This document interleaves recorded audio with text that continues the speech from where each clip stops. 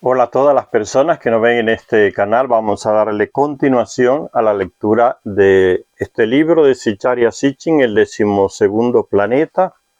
Ya estamos casi finalizando. En la última parte que tratábamos sobre ese texto que está en el Antiguo Testamento, en el libro del Génesis, donde Adán y Eva son expulsados del paraíso terrenal, dice el texto bíblico, y que la deidad o Yahvé, el tal Yahvé, le dice: he aquí, el Adán ha venido a ser como uno de nosotros, porque comió del fruto del árbol del conocimiento, que la serpiente le dijo que no iba a morir, podía comer. Y resultó que la serpiente simplemente descubrió la mentira del tal Yahvé, porque comieron y no murieron.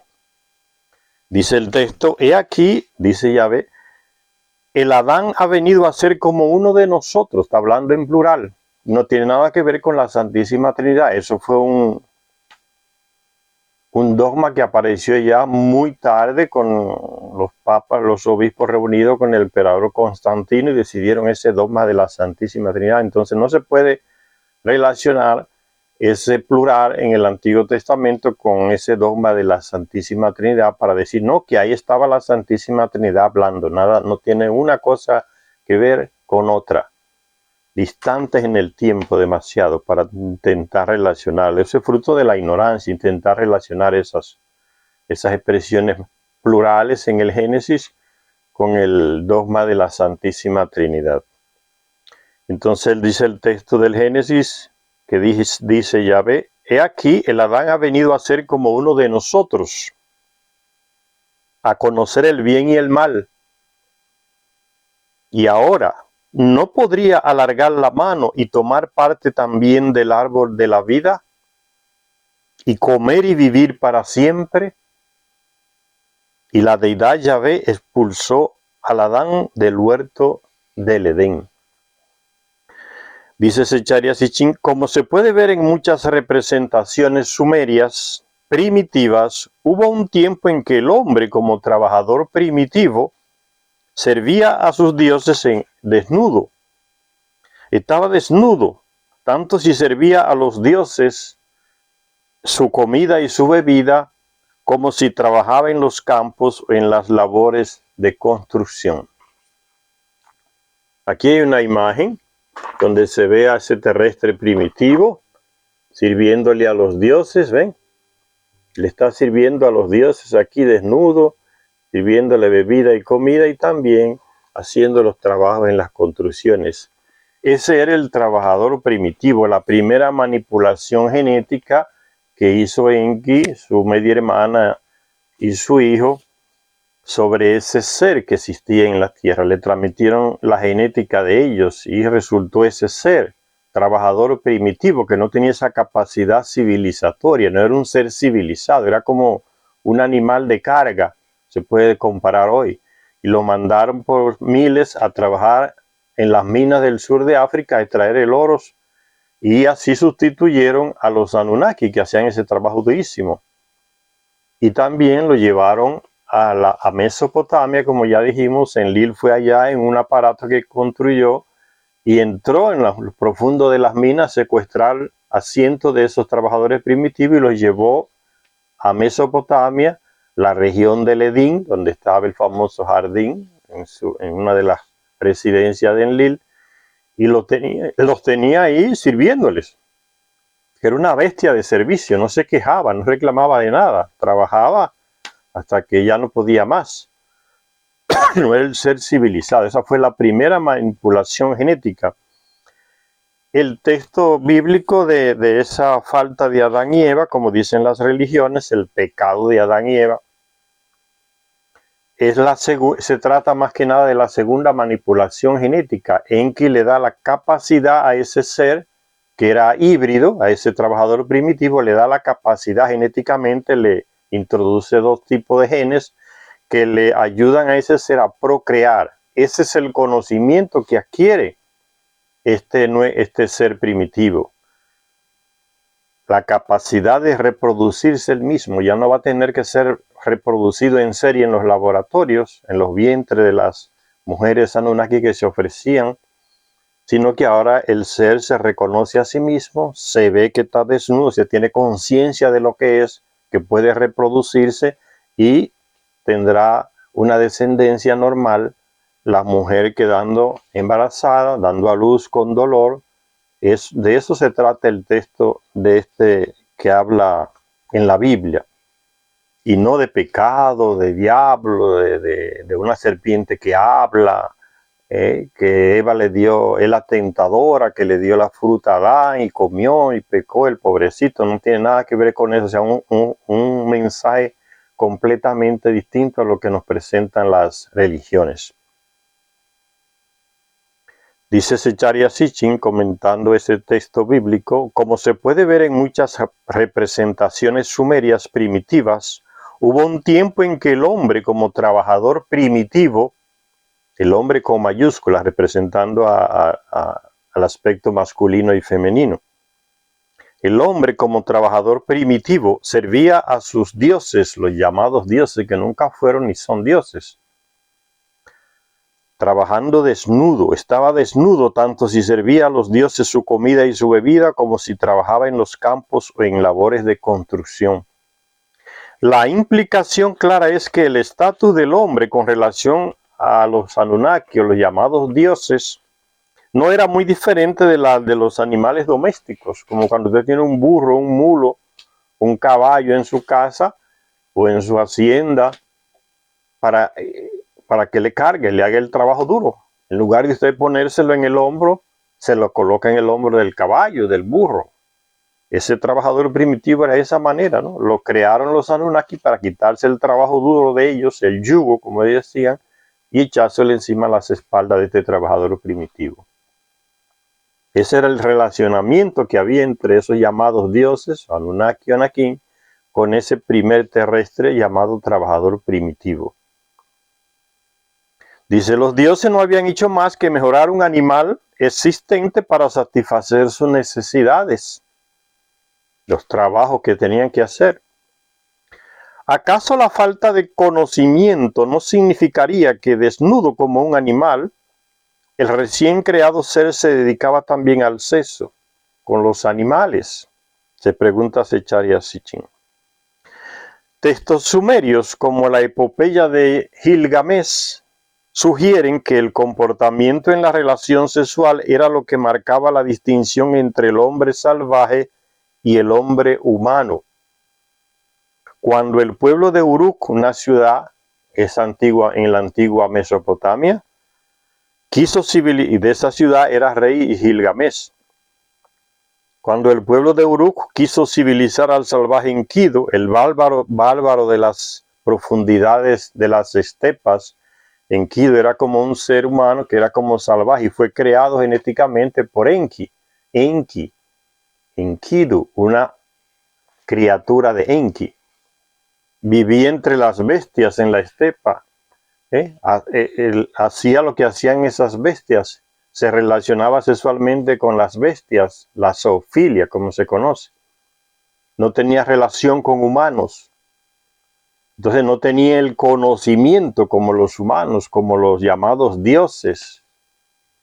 Y entonces la gente, las autoridades de la ciudad de Uruk, para procurar uno que le hiciera competencia a los desmanes que cometía Gilgamesh, que era el rey, abusaba de muchas personas, los principales de la ciudad, los más ancianos, procuraron ese ser, le pidieron a Enki, y Enki le fabricó ese ser Enkidu que andaba entre las bestias, y le enviaron una prostituta para que lo fuera como civilizando, humanizando, mejor dicho. Dice, la epopeya de Gilgamesh sugieren que el comportamiento en la relación sexual era lo que marcaba la distinción entre el hombre salvaje y el hombre humano. Cuando el pueblo de Uruk quiso civilizar al salvaje Enkidu, el bárbaro de las profundidades de las estepas, se hicieron con los servicios de una chica de placer, o sea, una prostituta, diríamos hoy, y la enviaron para que se encontrara con Enkidu en el hoyo de agua en el que solía entablar amistad con otros animales, para ofrecerle allí su madurez, o sea, relacionarse sexualmente con Enkidu, a ver si lo atraía hacia un relacionamiento humano y lo apartaba de ese relacionamiento con los animales. El texto da a entender que el punto crucial del proceso de civilización de Enkidu, este ser salvaje de las estepas, fue el que los animales con los que había entablado amistad le rechazaran a él. El pueblo de Uruk le dijo a la chica que lo importante era que no dejara de invitarlo a aquel trabajo de mujer, o sea, tener relaciones sexuales con ella, hasta que las bestias salvajes que crecían en su estepa lo rechazaran. El prerequisito para considerar que Enkidu se había hecho humano era que dejara la zoofilia, ese relacionamiento salvaje con los animales. Dice el texto antiguo, la muchacha liberó sus bestias, en la epopeya de Gilgamesh, se desnudó el busto y él tomó posesión de la madurez de ella. Ella invitó al salvaje a un trabajo de mujer, se relacionó sexualmente con Enkidu, la mujer. Aparentemente la estratagema funcionó. Después de 6 días y 7 noches, después de que él se llenara de los encantos de ella, se acordó de sus antiguos compañeros de juegos, sus animales, en medio de los cuales vivía. Se volvió hacia sus bestias salvajes, pero al verlo las gacelas huyeron. Las bestias salvajes de la estepa se alejaron de su cuerpo. El relacionamiento con la mujer, con esa prostituta, cambió completamente la estructura mental y el relacionamiento humano que tenía Enkidu. Le quitó como ese salvajismo. Las bestias perciben la transformación, que no están frente a uno de ellos, como antes, y salen huyendo. Como una bestia salvaje, usted va por un bosque y ve una bestia salvaje y normalmente ya escapa, que siente el temor, lo ve como un extraño. Entonces las bestias que antes compartían con él ahora lo ven como un extraño. Entonces el trabajo de esa mujer no es solamente tener sexo, es un trabajo de humanización que ella hace con Enkidu. Entonces, en ese relacionamiento humano con ella, él se va transformando y teniendo el conocimiento de lo que él no sabía, el relacionamiento con una persona como él es. Descubrió que él era una persona como ella, que él era como ella, que no era un animal, que él se relacionaba sexualmente distinto con ella que con los animales. Y ahí viene el trabajo grande que hace esa mujer. ¿Por qué hoy vemos a las prostitutas como pecadoras, mujeres sucias que no sirven? Un problema social por la visión religiosa que nos metió esa imagen de ella a través de miles de años en la cabeza, ¿no?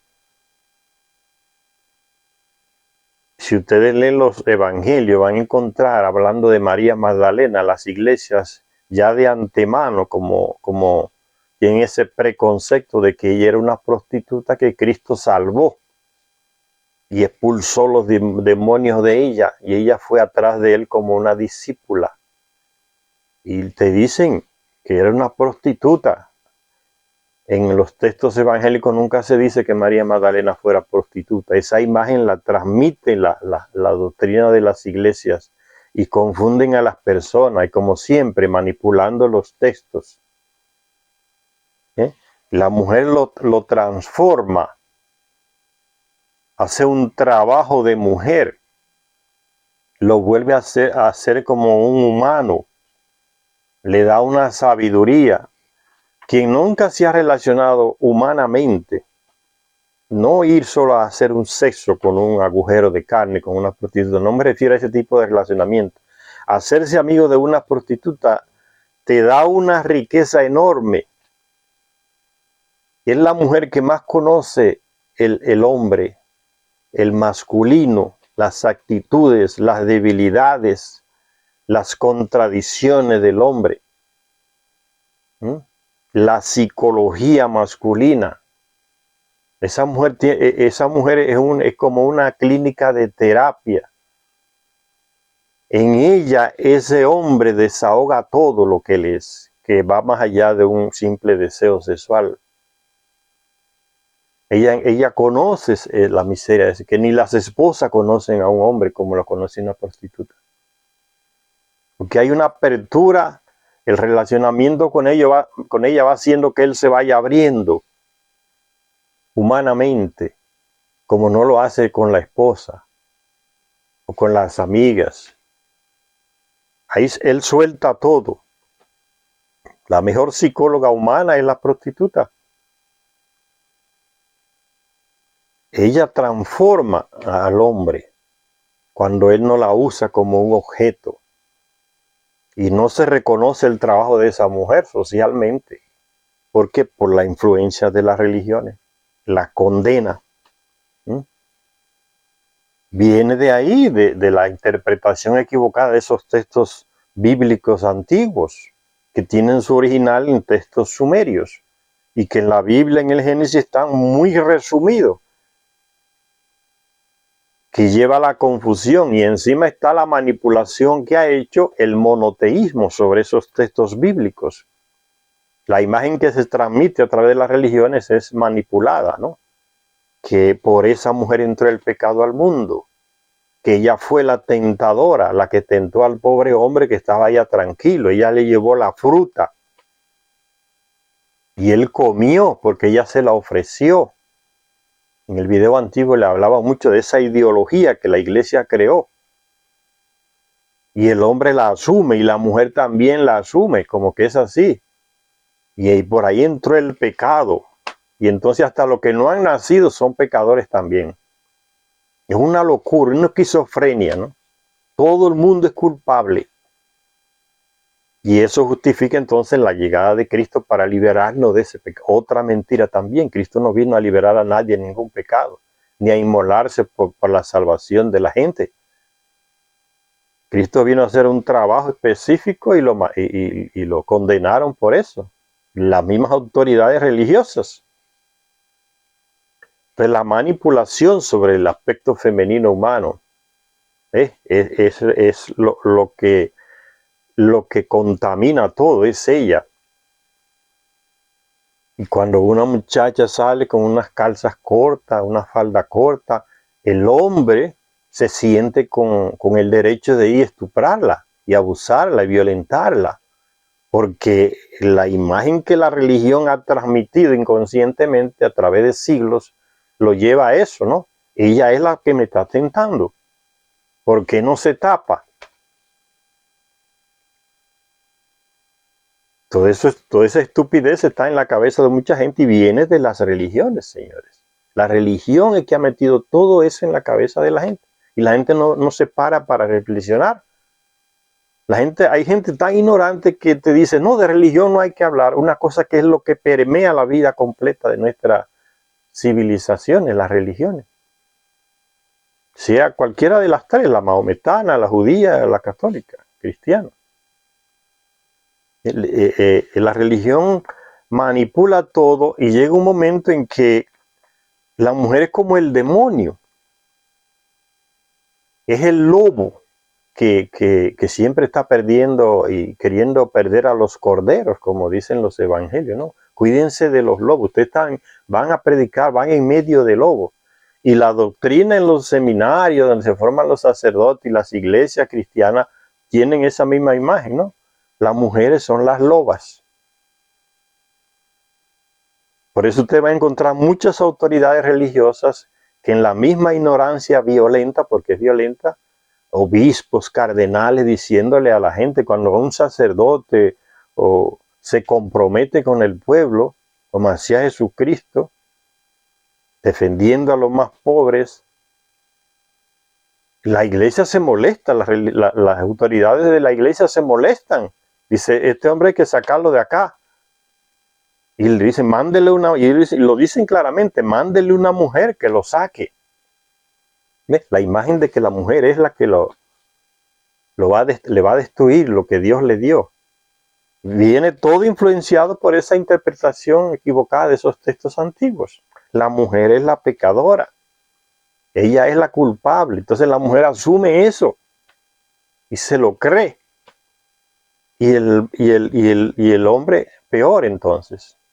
Él se siente que es la víctima, es él. Ya le expliqué en el video anterior cómo un hombre de edad adulto abusa de una niña de 11 y 10 años y cuando está en la justicia él termina echándole la culpa a la niña. Fue ella que me provocó. La mentalidad religiosa está en todo, Señor, y es violenta, asesina. Pero es otra cosa lo que dice el texto. No tiene nada que ver con lo que nos han enseñado las religiones, señores.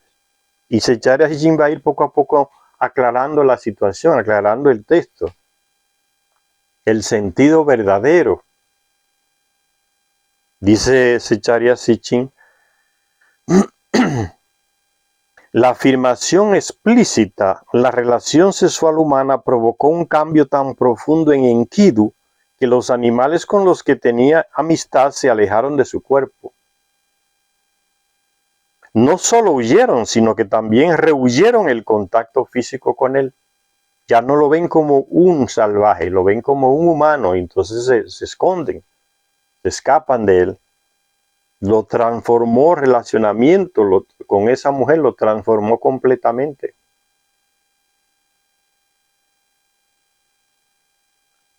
Asombrado, Enkidu se quedó inmóvil durante un rato, pues sus animales salvajes se habían ido. Pero no lamentó el cambio, pues como explica el antiguo texto, ahora tenía visión, una comprensión más amplia. La prostituta le dice a él, a Enkidu, tienes conocimiento, Enkidu, te has hecho como un dios, la mismo que le dice el tal Yahvé a Adán y Eva. No vaya a ser que teniendo el conocimiento se hagan como uno de nosotros. El tal Yahvé es simplemente Enlil, el hermano de Enki, que nunca quiso que se le diera, que se creara el terrestre ni que se le diera mucho menos la civilización, el conocimiento. Siempre bloqueó que se le transmitiera a los terrestres conocimientos, hasta conocimientos médicos para curarse él mismo con hierbas y pociones. Prohibido, lo prohibía todo, no quería. Y se alegró cuando pensó que toda la humanidad había desaparecido con el diluvio que llegó. Ese es el tal Yahvé.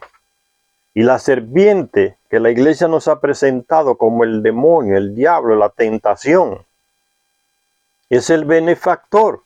Es lo contrario, señores, nos han manipulado.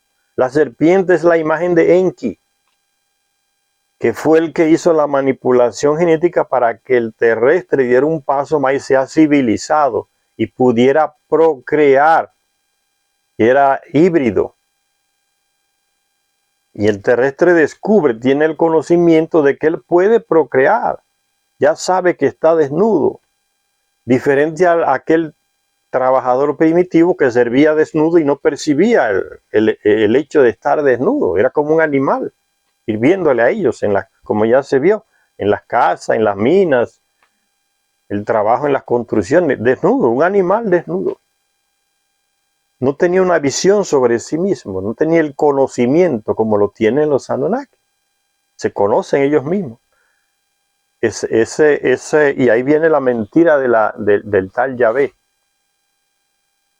Si, con el miedo, ¿no? Amenazando con el miedo. Si comen y tocan ese árbol van a morir.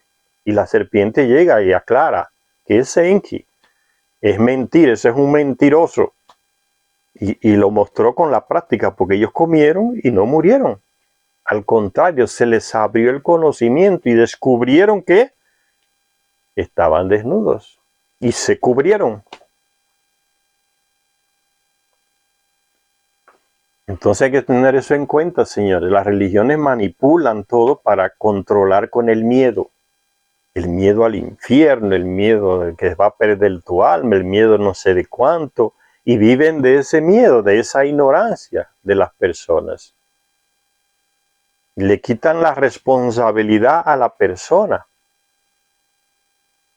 Si una persona es ladrón y corrupto, él va a una de esas iglesias cristianas y escucha el pastor hablando, y el pastor va y le saca el demonio, como ellos dicen, y el hombre se siente bien y le da mucho dinero al pastor, y el pastor le tranquiliza la conciencia a ese ladrón corrupto, diciéndole que no es él el culpado. Es Satanás, es el diablo a quien hay, y yo te lo voy a sacar para que te libre de esas cosas. O sea, le está quitando la responsabilidad personal al tipo, para que se sienta mentalmente libre y feliz, y siga robando y corrompiéndose, y porque la culpa ya no es de él, es del diablo. Y al pobre diablo le echan todo encima. Y el pastor le saca el diablo y también le saca todo el dinero que tenía en el banco al tipo.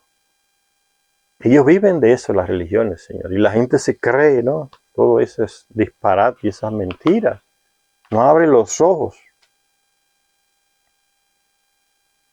Ahora Enkidu tiene conocimiento. Eres como uno de los dioses, Enkidu, le dice la mujer.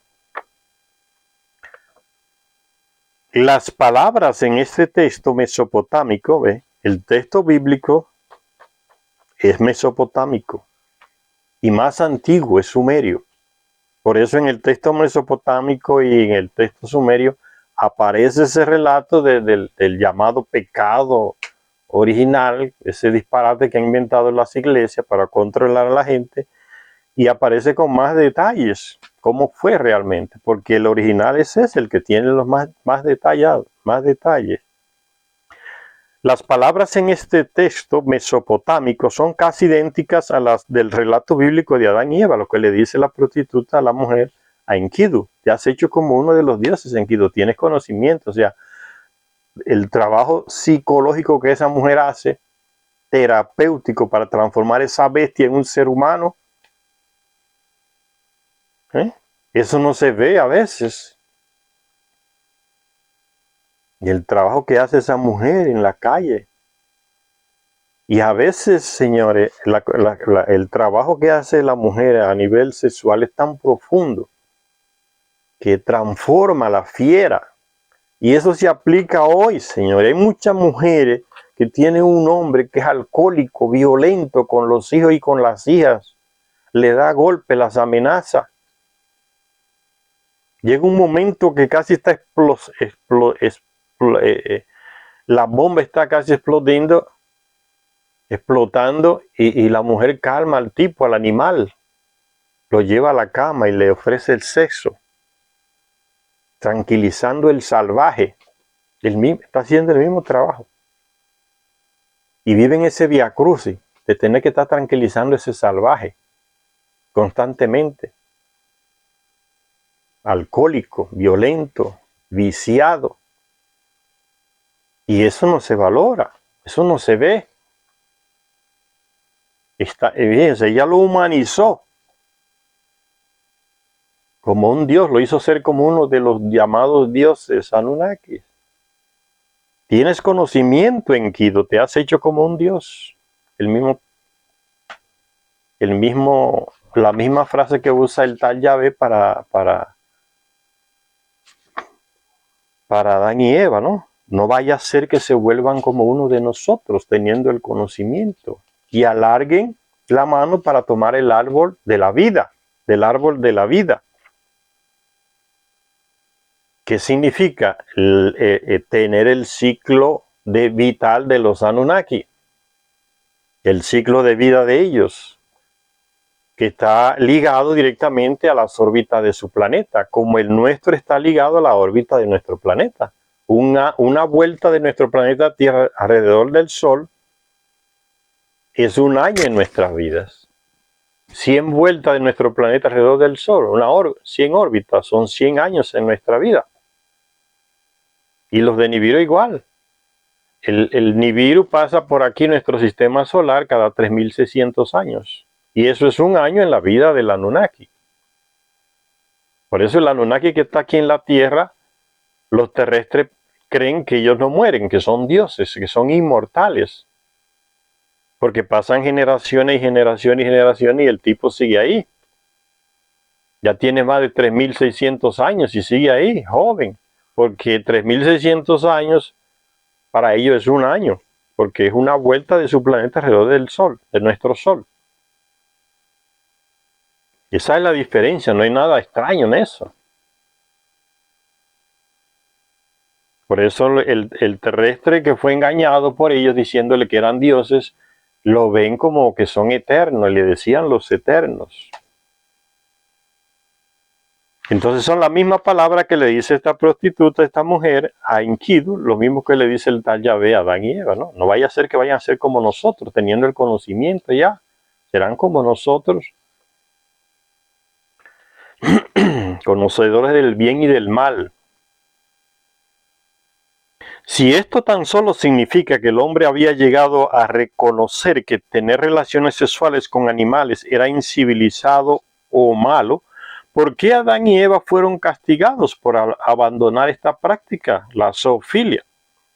El Antiguo Testamento está repleto de admoniciones contra esa práctica sexual.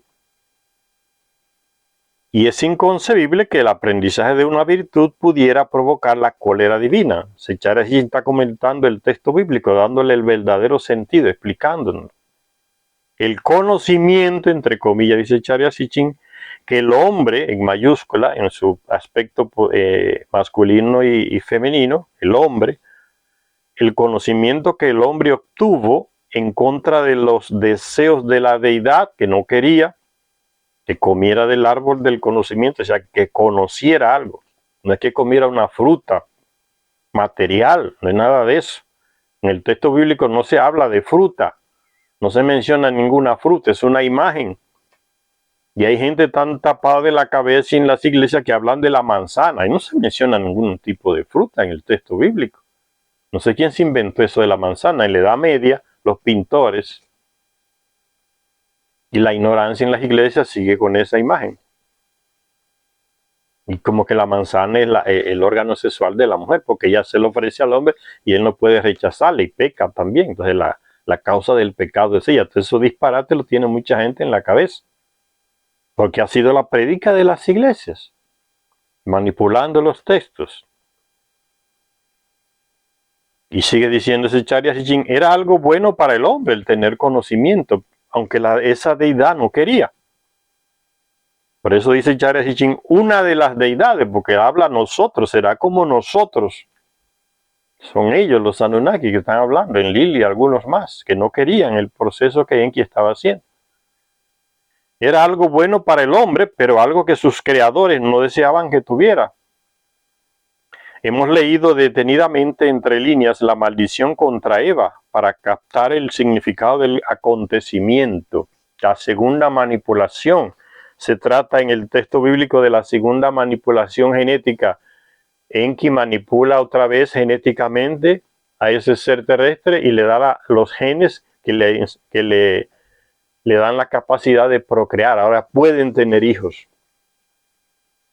Y el mismo texto bíblico lo dice. Después que tuvieron ese conocimiento fue que Adán conoció a su mujer y tuvieron a Caín. ¿Ven? Le dio la capacidad, serpiente que es Enki, le dio la capacidad genéticamente. A ellos dos le introdujo los genes de la procreación que no lo tenían. Eran híbridos. El trabajador primitivo era híbrido.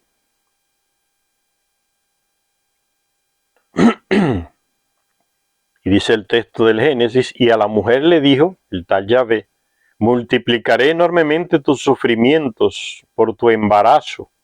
Sufriendo tendrás los hijos, pero para tu compañero será tu deseo. Y el Adán llamó a su mujer Eva, pues ella fue la madre de todos los vivientes. Este es ciertamente el acontecimiento trascendental que se nos transmite en el relato bíblico. Dice Charya Sitchin, mientras Adán y Eva carecieron de conocimiento, vivieron en el jardín del Edén sin descendencia, eran híbridos, trabajadores primitivos. Al obtener el conocimiento, Eva consiguió la capacidad, y lógicamente con dolor, de quedarse embarazada y tener hijos. Solo después de que la pareja hubiera adquirido este conocimiento que Dios no quería, Adán conoció a Eva, su mujer, y ella concibió y dio a luz a Caín. El problema con el texto bíblico es que él mezcla las cosas. En el texto sumerio y babilónico se aclara con detalles cómo fue ese hecho, qué realmente fue lo que pasó. La manipulación genética que hace Enki que Enlil no quería. En ese texto Enlil es el tal Yahvé. En otros textos bíblicos Yahvé es otro. Es una mezcla que hace el biblista o los biblistas ahí, que no se sabe quién escribió esos libros de la Biblia, y mezcla todo y lo sintetiza demasiado y confunde entonces la capacidad de reproducirse. Entonces lo que le dice a Dios, lo que dice el tal Yahvé a Eva, no es ninguna maldición como muchas religiones predican, ¿no? Una maldición. Tener hijos no es maldición. Sentir el dolor cuando le estás teniendo no es una maldición, es algo normal propio del cuerpo de la mujer. El embarazo con dolor, eso es normal, no es ningún pecado ni maldición. Dice Sicharia Sitchin, este es ciertamente el acontecimiento trascendental que se nos transmite en el relato bíblico. Mientras Adán y Eva carecieron de conocimiento, vivieron en el jardín del Edén sin descendencia. Al obtener el conocimiento, Eva consiguió la capacidad y el dolor de quedarse embarazada y tener hijos. Solo después de que la pareja hubiera adquirido este conocimiento, Adán conoció a Eva, su mujer, y ella concibió y dio a luz a Caín. A lo largo de todo el Antiguo Testamento, el término conocer se utiliza para significar la relación sexual, normalmente entre un hombre y su esposa, con el propósito de tener hijos. Y la religión, vuelve y se mete la religión ahí, señores, ¿ves? Y comienza a elaborar normas y reglas para que los ovejos se lo crean. No, usted puede tener sexo nada más, que no sería entonces pecado si es para tener hijos. Entonces estos señores de la iglesia deciden lo que usted tiene, para qué usted tiene que tener sexo y para qué no. Se han apropiado de eso, como que ellos son los que deciden eso. O sea, ya usted no tiene personalidad, usted no es nadie. Usted es un ovejo que decide y hace lo que le dijo el pastor. Usted no tiene conocimiento propio como un Dios, como le dijo la mujer a Enkidu. Como que uno no razona, no sabe lo que quiere. Como un niñito que no sabe lo que quiere y el padre, el pastor, tiene que decirle cómo usted se peina, cómo tiene que dejarse el cabello. Relación sexual solo para tener hijos. Es un monte de hipocresías que ni ellos practican. Donde quiera que usted ve iglesias, pastores estuprando mujeres y niños, eso es horrible. Por miles, echándole a perder, matándole la vida a miles de niños a través del mundo, en todos los países, los sacerdotes, pedófilos, abusadores. Todos los días ese problema. Miles. Y mira cómo son hipócritas y manipuladores, ¿no? Cuando algún país quiere elaborar una ley contra el aborto o a favor del aborto, ahí van y se meten las religiones a opinar. No, que eso es pecado, que Dios no quiere eso, que eso va en contra de la vida, que solo Dios decide sobre la vida de las personas, que eso es asesinato. Y salen en procesión con un monte de gente atrás por las calles, con carteles grandes, con fetos llenos de sangre. No al asesinato de la vida. Estos tienen derecho también. Son personas que están en el vientre. Y eso es una parafernalia y una propaganda. Y uno lo analiza, esos señores. Y dice, pero ¿y las miles y miles de vidas que ellos han echado a perder, que han matado en esos niños y niñas abusados, que ya no saben si son hombres o son mujeres?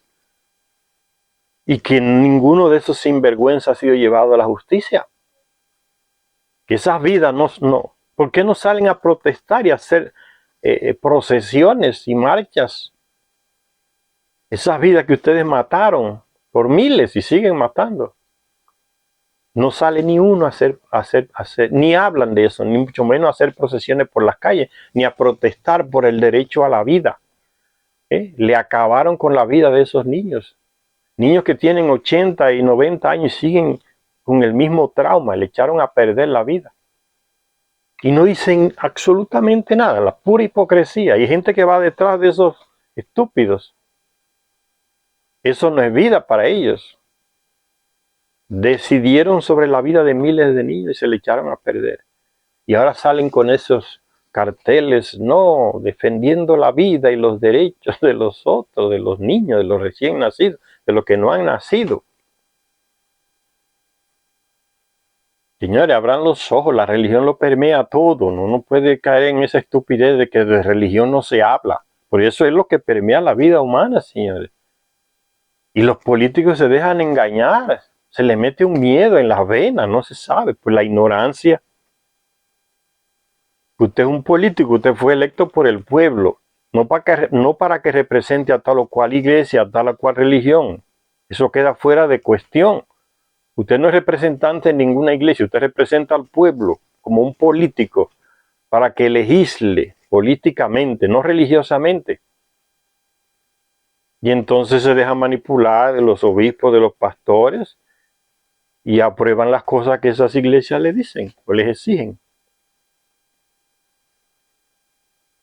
Y se dejan embaucar de esa propaganda hipócrita, ¿no? De que defendiendo la vida antes de nacer.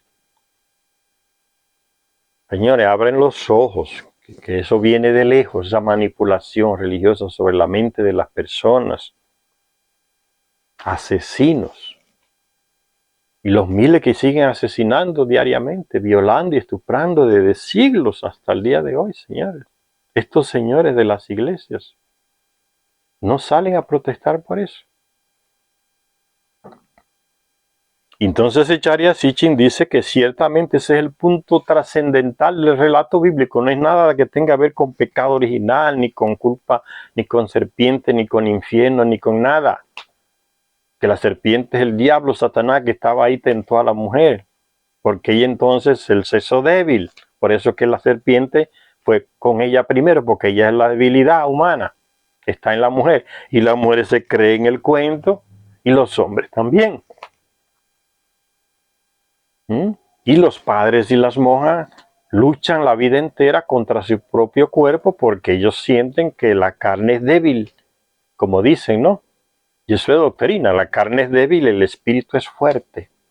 Entonces, todo lo que viene de la carne, que es el deseo sexual, eso es debilidad humana.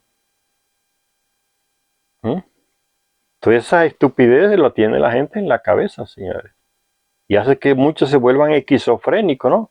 Se dan un placer inmenso ellos mismos masturbándose o teniendo sexo y salen, de repente, cuando terminan, salen corriendo a confesarse con un sacerdote, a pedir perdón, porque fueron felices con su propio cuerpo. Cosa de esquizofrénicos. Como si ellos dicen que Dios creó al ser humano. Y como que él se equivocó cuando le metió el sexo en el cuerpo humano. Ahora hay que luchar contra eso. Y se pasan la vida dándose latigazo y luchando contra el cuerpo y los deseos de la carne y todo ese disparate. Eso deshumaniza a las personas. ¿Qué es lo que humanizó a Enkidu? El relacionamiento sexual y afectivo con esa mujer, con esa prostituta, lo convirtió como uno de los dioses. Fíjense la claridad que nos dejan los escritos. Lo transformó completamente, lo humanizó, era salvaje, lo humanizó. Y las iglesias dicen lo contrario, no, que eso es pecado y que son debilidades de la carne. Eso hay que combatirlo. El mundo al revés, señores. A lo largo de todo el Antiguo Testamento, dice la lectura, el término conocer se utiliza para significar la relación sexual, normalmente entre un hombre y su esposa, con el propósito de tener hijos.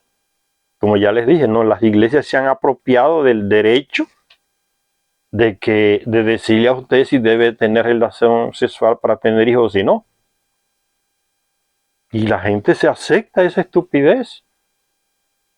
Porque las religiones, yo le dije una vez, las religiones no respetan los derechos humanos, para ellas no existen. Con eso que salen a protestar con el aborto, en procesiones contra el aborto, no respetan los derechos humanos. No hay derechos humanos. Usted no tiene derecho ni a su privacidad, a ser usted mismo, a decidir por usted. ¿Cómo usted tiene que dejarse el cabello? El pastor es que le dice a la mujer cómo tiene que hacer. Y ella obedece. Y el esposo también obedece lo que le dijo el pastor. Se sienten con derecho y el derecho suyo lo mandan para el carajo.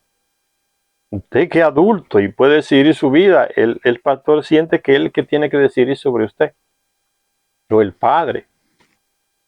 No respetan los derechos humanos, para ellos no existe. Ellos están como por encima de todo. Y dice Zecharia Sitchin, no debería de sorprendernos que los primeros representantes del Homo sapiens no fueran capaces de reproducirse. El trabajador primitivo era híbrido. Aunque se mezclaron los genes de ese ser terrestre salvaje con los genes de los Anunnaki, son dos razas diferentes, pero son dos especies, son dos razas que tienen el mismo ADN, pero son dos especies distintas.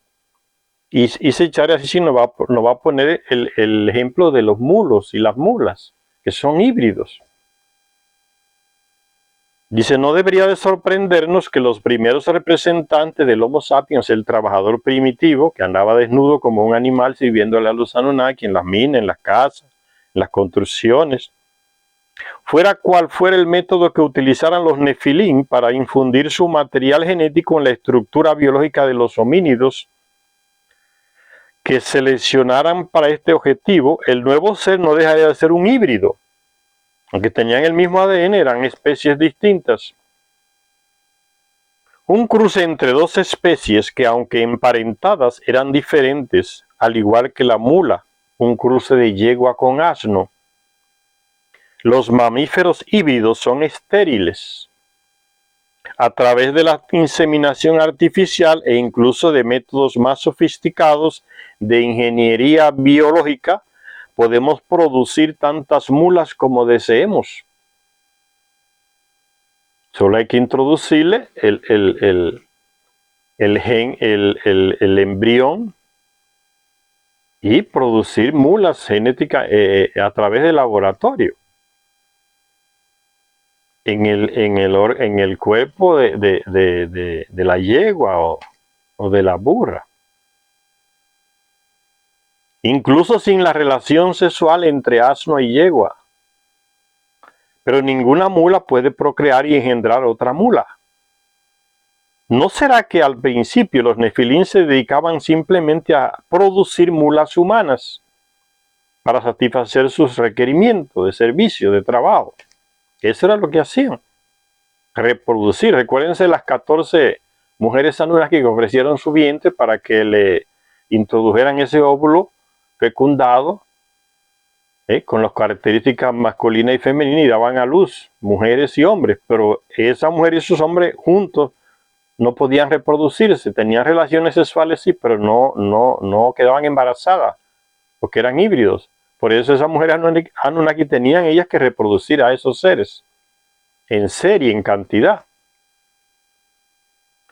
En las montañas del sur de Elam, una ciudad por ahí de Mesopotamia, me parece, se encontró una roca tallada en la que hay una escena que nos despierta la curiosidad, dice Zecharia Sitchin. Él la vio, esa roca tallada. En ella hay una deidad sentada que sostiene un matraz, o sea, uno de esos vasos de vidrio de laboratorio, del cual fluye un líquido, una representación familiar de Enki. Junto a él hay una gran diosa también sentada, postura que indica que se trata de una colaboradora más que de una esposa. No podía ser otra que Ninti,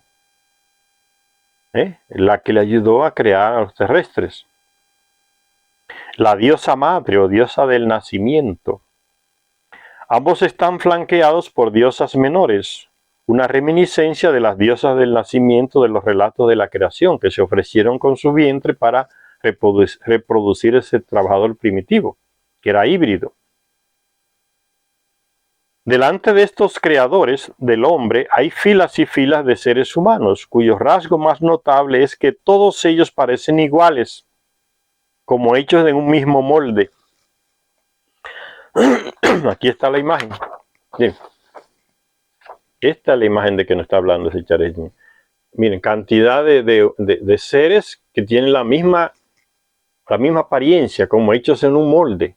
Aquí está Enki, la compañera, la diosa del nacimiento acompañándolo, y la producción en serie de este híbrido. Parecen todos iguales. Eso es lo que está diciendo ese Charya Sitchin. Eran producidos así porque ellos eran híbridos, no se reproducían ellos mismos. Había que hacerlos en laboratorio, el trabajador primitivo. Un relato sumerio atrae una vez más nuestra atención, dice Secharya Sitchin. Es el relato de los machos y las hembras imperfectos que engendraron en sus inicios Enki, la diosa madre, en esa búsqueda del ser que querían, en los experimentos de laboratorio. Seres que o bien no tenían sexo o eran sexualmente incompletos, los errores que iban cometiendo en el trabajo de conseguir el objetivo. ¿Estará recordando este texto la primera fase de la existencia del híbrido hombre? Un ser a imagen y semejanza de los dioses, pero sexualmente incompleto, carente de conocimiento. No podían reproducirse. El conocimiento que adquieren Adán y Eva es que pueden, en la manipulación genética que Enki les hace, y se reconocen como que pueden autorreproducirse ellos mismos, tener relaciones sexuales y procrear. No tenían ese conocimiento, esa capacidad genética. Después de que Enki se las ingeniara para hacer un modelo perfecto, el Adapa, en los textos sumerios se describen técnicas de producción en masa, la implantación de óvulos genéticamente tratados en una producción en línea, de diosas del nacimiento, sabiendo de antemano que la mitad engendrarían varones y la otra mitad hembras. En la manipulación genética, que de la que ya hablamos, se le pidió a 14 de ellas que se ofrecieran para reproducir ese ser que era híbrido. Y se le introdujeron los óvulos manipulados para que 7 produjeran mujeres y 7 produjeran hombres. Porque estos seres entre ellos dos no podían reproducirse, eran híbridos. Entonces la producción en serie, producción en línea. Esto no solo está hablando de la técnica por la cual el híbrido hombre fue manufacturado, también implica que el hombre quizás no procreara por sí mismo.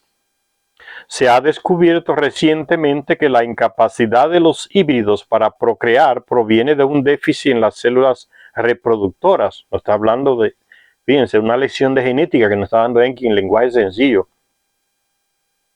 Se ha descubierto recientemente que la incapacidad de los híbridos, o sea, los que no pueden procrear entre ellos, como el mulo, por ejemplo, la mula, para procrear proviene de un déficit en las células reproductoras. ¿Ve? No tienen, el mulo y la mula no tienen ese gen reproductor, por eso no se pueden reproducir entre ellos.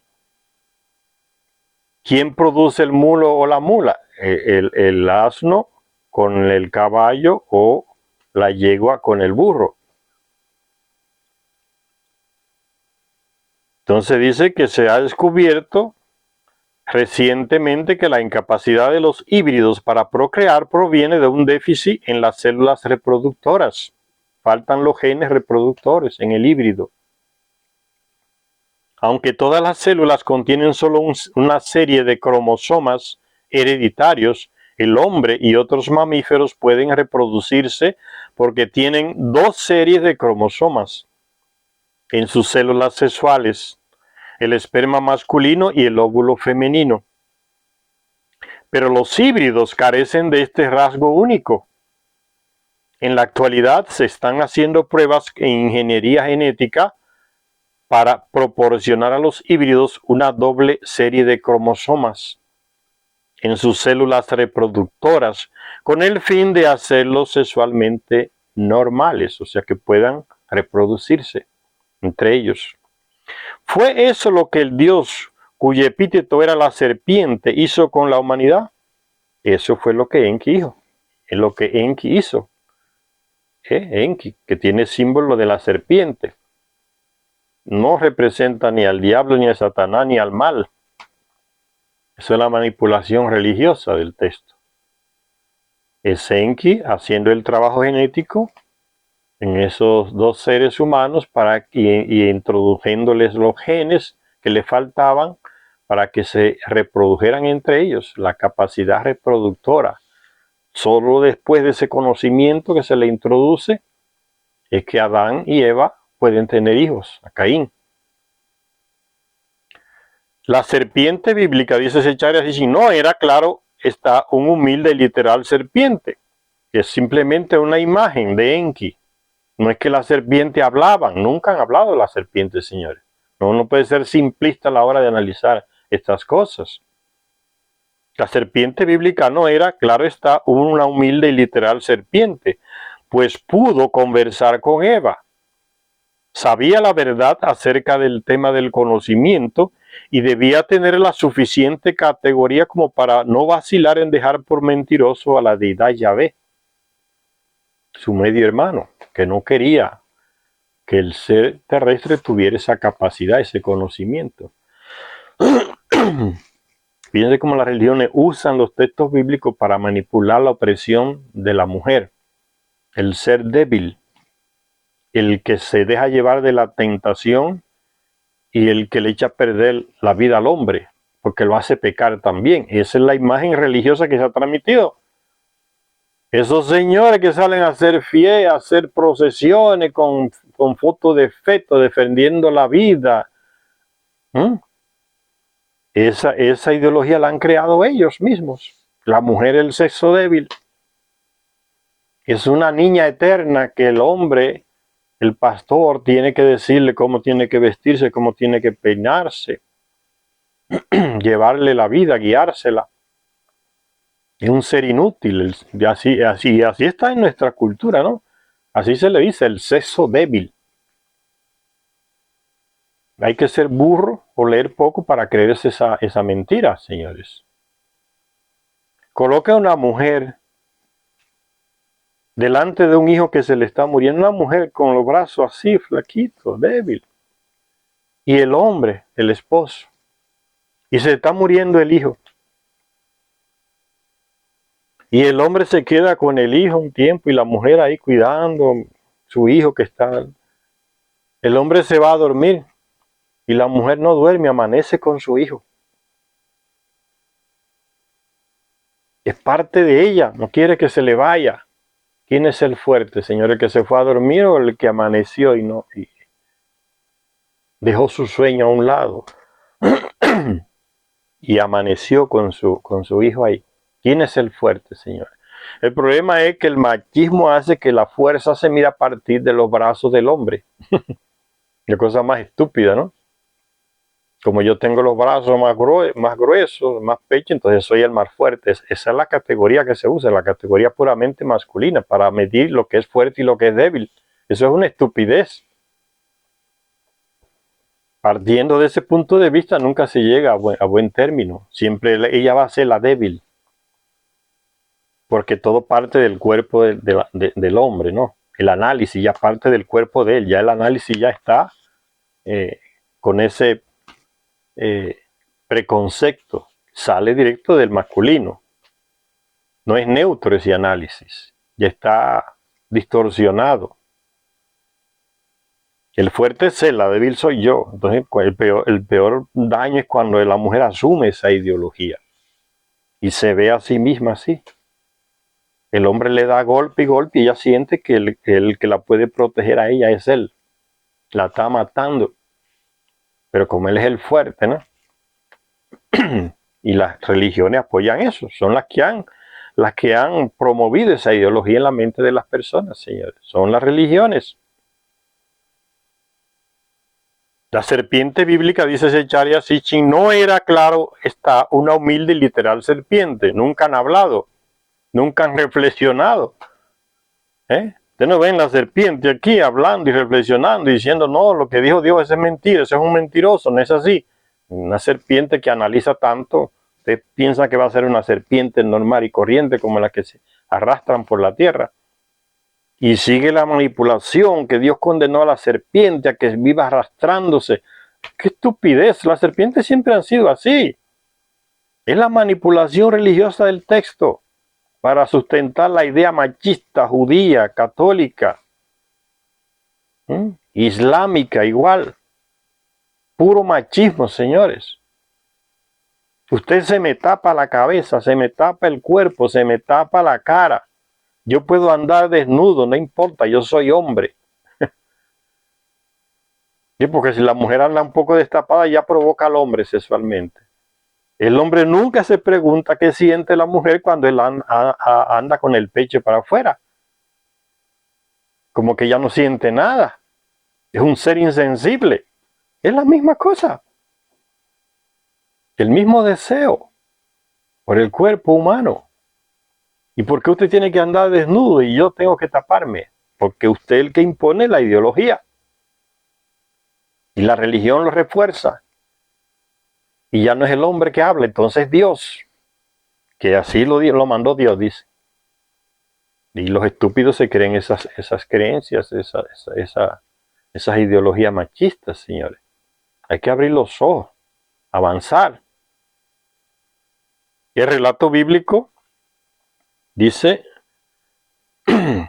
la serpiente no es una literal serpiente, pues pudo conversar con Eva, sabía la verdad acerca del tema del conocimiento, señores. En el hecho de la serpiente, ustedes no descubren el valor de la mujer.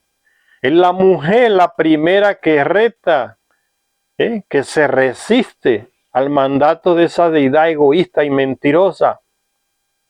Es ella la primera que rompe y va y come, adquiere el conocimiento. No perciben eso. Se van a dejar llevar de las religiones estúpidas que la presentan como la débil, que comió de la fruta, no resistió, no tiene fuerza para resistir el mal. Es lo contrario. Fue ella la primera que desafió la mentira del Dios, Yahvé, de que no comieran del conocimiento. No consiguen ustedes ver ese acto de ella, de valentía. El hombre no lo consiguió, fue ella la que dio el paso al frente. No ven porque lo ven desde el punto de vista machista, influenciado por la religión. Entonces la serpiente, dice Zecharia Sitchin, bíblica, no era, claro está, una humilde y literal serpiente, pues pudo conversar con Eva. Sabía la verdad acerca del tema del conocimiento y debía tener la suficiente categoría como para no vacilar en dejar por mentiroso a la deidad, al Dios Yahvé. Recordemos que en todas las tradiciones de la antigüedad, la deidad jefe combatía con un adversario serpiente. Esos relatos vienen de la antigüedad. La lucha entre Enki y Ea, entre Enki y Enlil. Enlil no quería nada que beneficiara a la humanidad.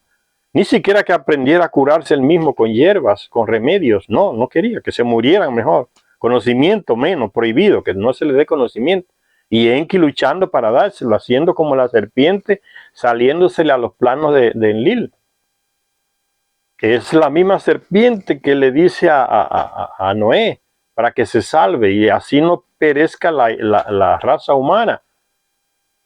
Violando, sin violar el mandato que Enlil le impuso. No le digan nada a los terrestres que viene el diluvio para que las ahogue a todos, los mate a todos. Y Enki busca la manera como la serpiente se le sale a ese mandato sin quebrarlo.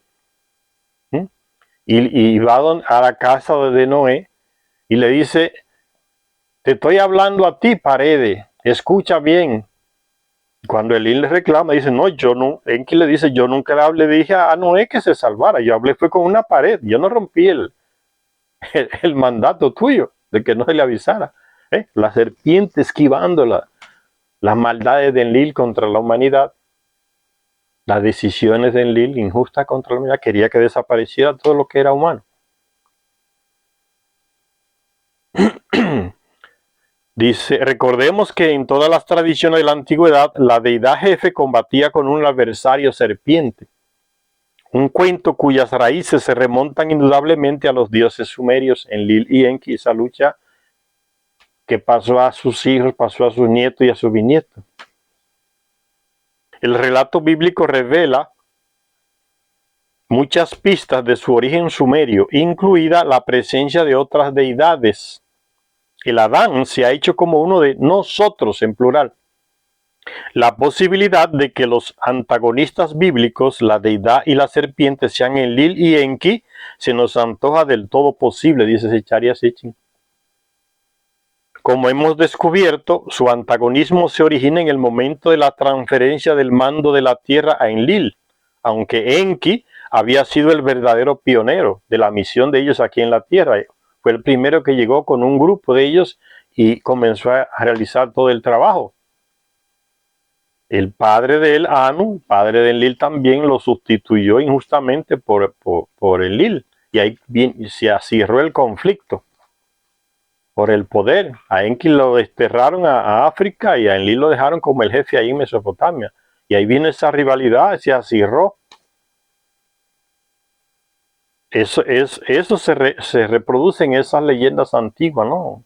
El rey no sé qué, o el dios está luchando contra una serpiente. Esa es la lucha de ellos dos que viene desde el inicio de nuestra humanidad. Se lo transmitieron en los textos a la humanidad, esa lucha entre ellos dos. La posibilidad de que los antagonistas bíblicos, la deidad y la serpiente, sean Enlil y Enki, dice Zecharia Sitchin, es real, ¿no? Posible. Todo posible. Como hemos descubierto, su antagonismo se origina en el momento de la transferencia del mando de la tierra a Enlil. Anu le entregó el mando a Enlil en la tierra, quitó a Enki, y a Enki le dolió y lloró eso. Aunque Enki había sido el verdadero pionero de la misión de ellos aquí en la tierra, mientras Enlil estaba en el confortable centro de control de la misión de Nippur, ahí en Mesopotamia, Enki fue enviado a organizar las operaciones mineras del mundo inferior, allá en el sur de África. Le quitaron el poder en Mesopotamia y lo mandaron a encargarse de las minas. Y Enlil quedó ahí en la región del Edén. Es el Edén, la región de Mesopotamia. Y era que él vivía en una ciudad, Nippur. Enki fue enviado a organizar las operaciones mineras del mundo inferior. El sur de África es el mundo inferior. No se imaginen el mundo de los muertos, de los infiernos, esos disparates que mucha gente en los vídeos de YouTube coloca, ¿no? El mundo inferior, el mundo del submundo, el mundo de los muertos, de las almas. Cantidad de estupideces que parece que hay gente que no lee los libros de Zecharia Sitchin. Fue enviado al mundo inferior. El motín de los Anunnaki fue dirigido contra Enlil y contra su hijo Ninurta. El dios que habló a favor de los amotinados fue Enki. También fue Enki el que sugirió y llevó a cabo la creación de los trabajadores primitivos para sustituir a los Anunnaki que ya no aguantaban más en las minas. Un trabajo que derrengaba a las personas. Entonces fue Enki que sugirió crear el trabajador primitivo. Al principio Enlil no quería, tampoco. Pero después que vio los resultados y el servicio que este trabajador primitivo hacía, lo aceptó. Y fue y secuestró a algunos y lo llevó allá, al jardín del Edén, donde él vivía, para que trabajara en el huerto. Es el trabajador primitivo que le expulsa después porque Enki le da el conocimiento, les transforma la genética y pueden procrear por ellos mismos. Ya no serán entonces trabajadores primitivos, pensarán por ellos mismos y se reproducirán por ellos mismos. Y Enlil no quería eso. Ese es el fondo, el trasfondo del texto bíblico, señores.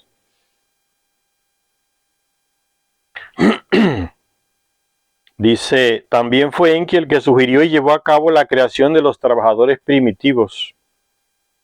Enlil tuvo que usar la fuerza para obtener algunas de estas maravillosas criaturas.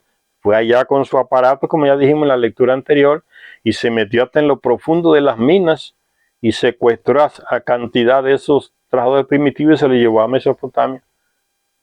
Esa es la llegada del terrestre al jardín del Edén, allá en el Edén, la región de Mesopotamia, la residencia de Enlil, para que le sirvieran. Enlil tuvo que usar la fuerza para obtener alguna de estas criaturas que creó Enki, el trabajador primitivo.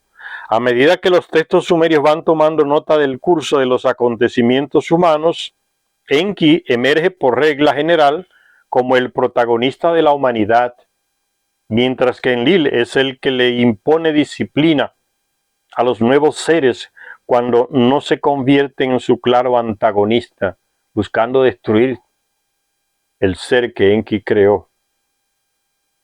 El papel de una deidad que desea mantener a los nuevos seres humanos sexualmente reprimidos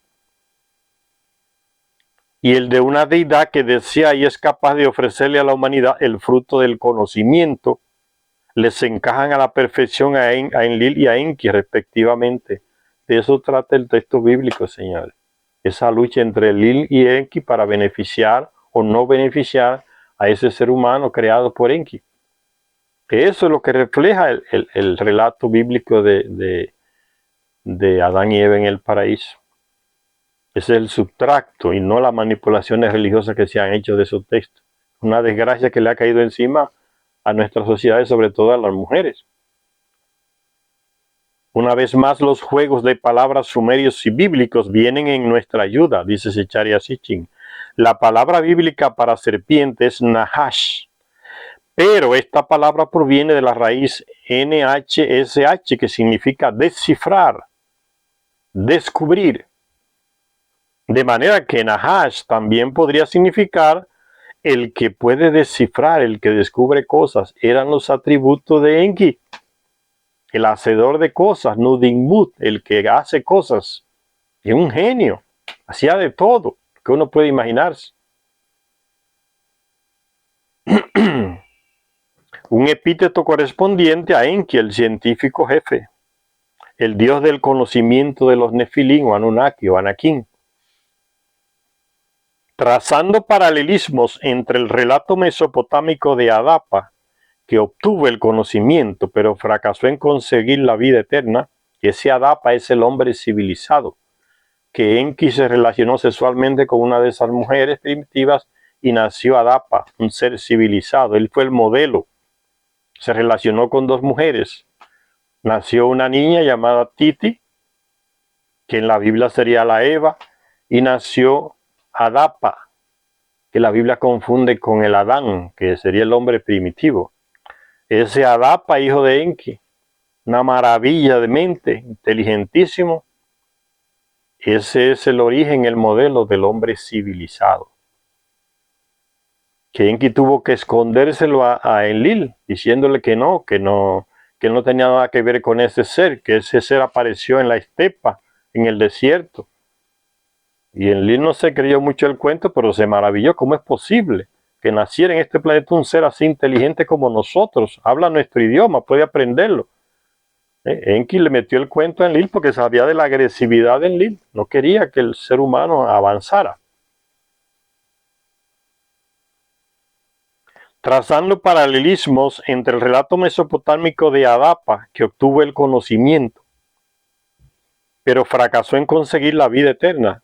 Enki no le introdujo la genética de ellos, de la vida, del ciclo de vida de los Anunnaki. Eso significa la vida eterna, o sea, vivir miles de años como ellos viven, porque tienen otro ciclo que va conectado con las vueltas de su planeta alrededor del Sol. Enki no le transmitió esa genética a Adapa, pero Adapa vivió más de 38.000 años, que es una descendencia directa de Enki. De su semen con un relacionamiento sexual con una terrestre. Entonces la semilla de Adapa se mantiene. Enki no deja que Enlil la destruya con el diluvio. Por eso Enki le avisa a su hijo Siusudra que él mismo no es de la Biblia, para que la semente de él no desaparezca en la tierra, la semente de Adapa. Y ahí viene Siusudra y esos que ya son civilizados, viven en ciudades con los Anunnaki. Trazando paralelismo entre el relato mesopotámico de Adapa, que obtuvo el conocimiento, le dio la sabiduría, pero no le dio el ciclo de vida de ellos, de los Anunnaki.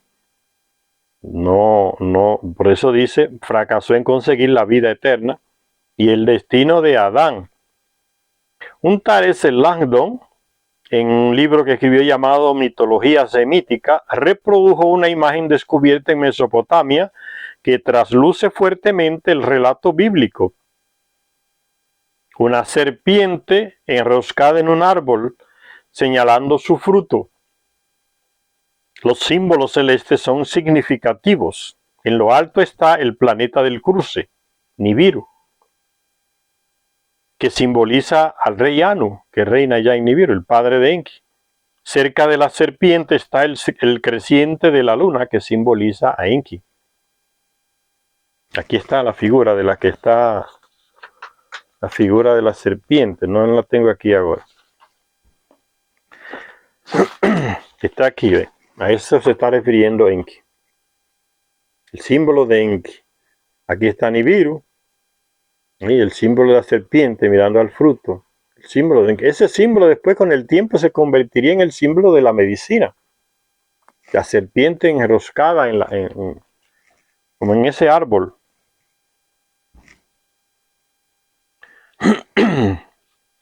Dice, al lado de la figura dice,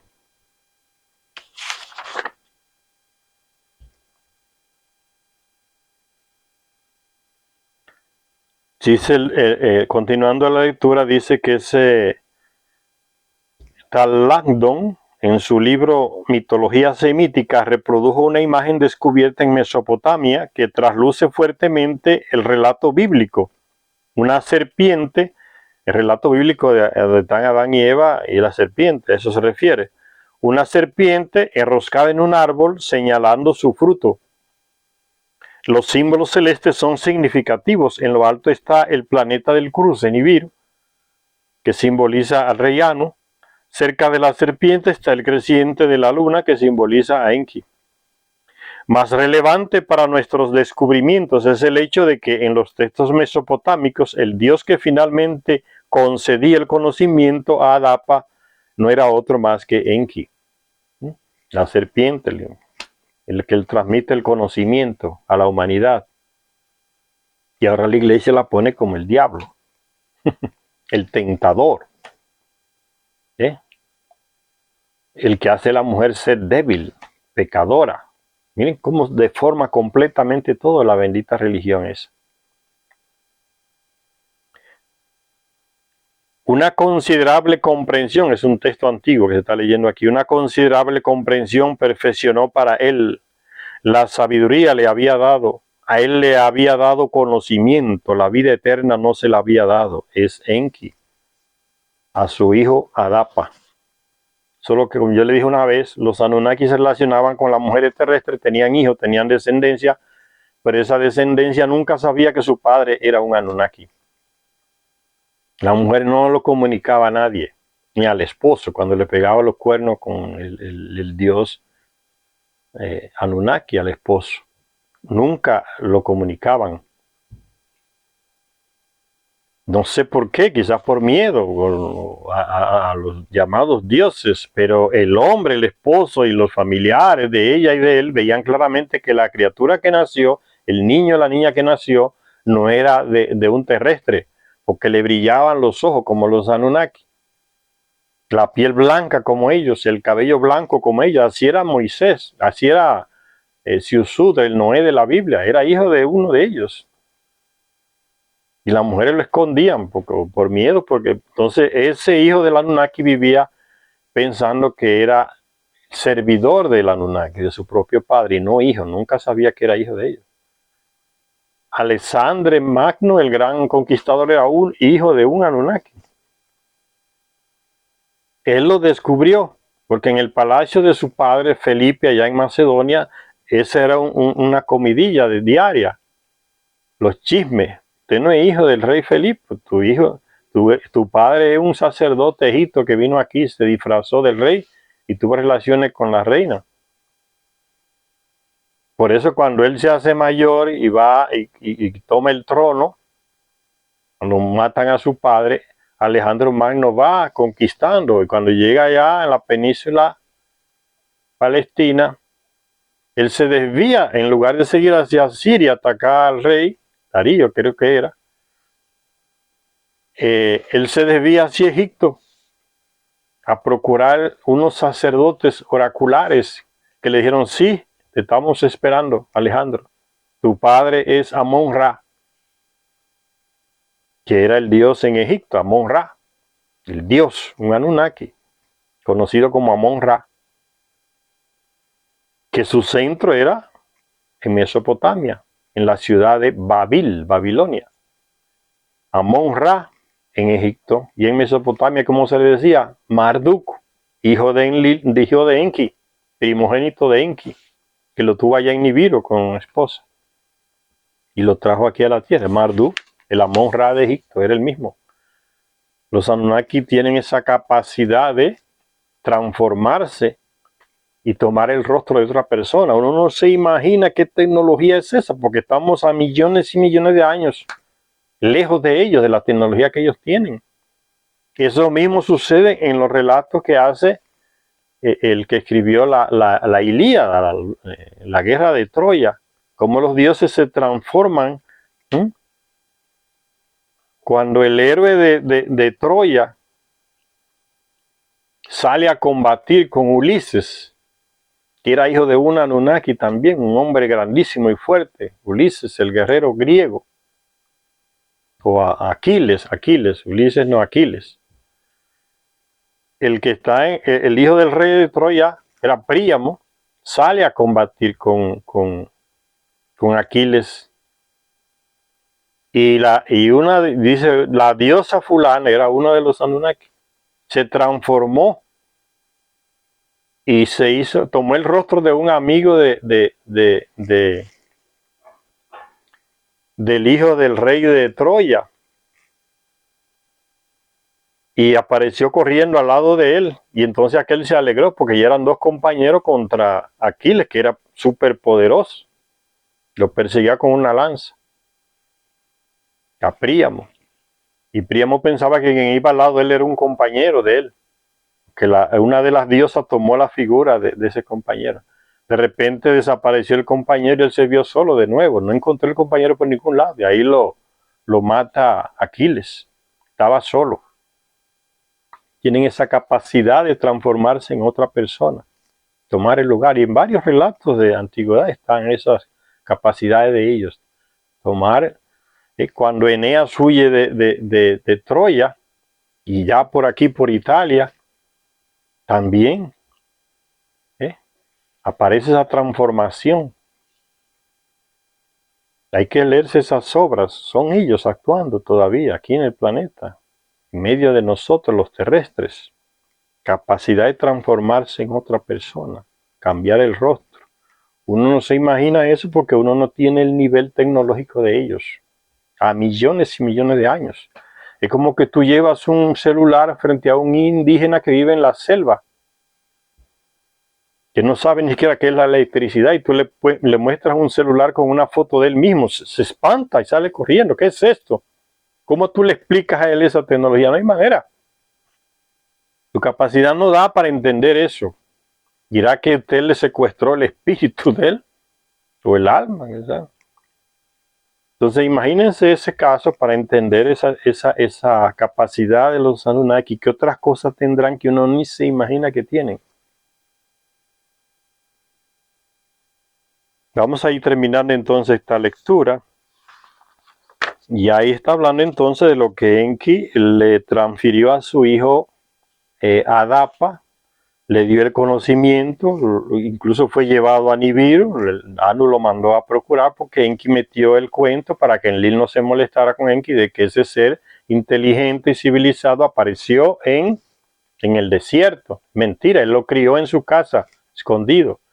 Y quien lo crió a Adapa fue la misma mujer de Enki, que no sabía que era hijo de él. Por eso dice que Enki le dio el conocimiento. Adapa aprendió a hablar el idioma de ellos, fue a Nibiru. Pero Enki le dijo, no bebas ni comas, porque iba a tener una transformación genética, iba a adquirir el ciclo de vida de ellos. Y eso lo iba a afectar también. Aún así, como era un descendiente directo de Enki, Adapa vivió muchos años. Y Adapa fue el padre de Caín, Abel y de Set. Y no el Adán que coloca la Biblia, que lo confunde todo, porque lo sintetiza demasiado. Vamos a ya casi terminar esta lectura, que dice: existe una historia ilustrada grabada en un sello cilíndrico encontrado en la ciudad de Maria, ahí en Mesopotamia, en esos lugares cerca de Siria, por ahí, que es muy posible que represente una antigua versión mesopotámica del relato del Génesis. Vamos a parar por aquí para que no se haga muy larga la lectura, terminando en esta pequeña parte donde Enki le dice lo que le concedió a Adapa, que no le dio la vida eterna, o sea, el ciclo de vida de ellos no se lo transmitió. Pero aún así Adapa vivió miles de años, que era un descendiente directo de un Anunnaki. Gracias a todas y a todos los que nos ven. Esperamos que estas lecturas les vayan ayudando a avanzar en el conocimiento humano y profundo, entender las realidades que uno vive diariamente.